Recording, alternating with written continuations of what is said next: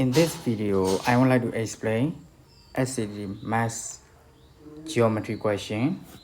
In this figure, we max find the values of x degree. This side are equivalent. This angle is 38 degree. First,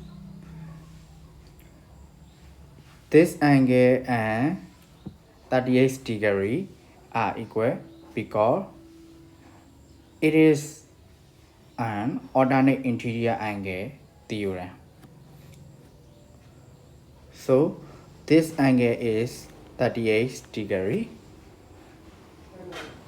If the base angle are equal and then the side are equal.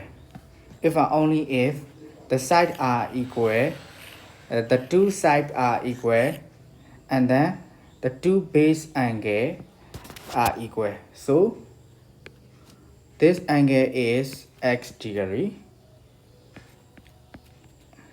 According to triangle sum theorem, x degree plus x degree plus 38 degree is equal to 180 degree. 2x degree is equal to 180 degree minus 38 degree. 2x degree equal 142 degree. Dividing both sides by 2. And then x degree equal 71 degree. Thanks for watching.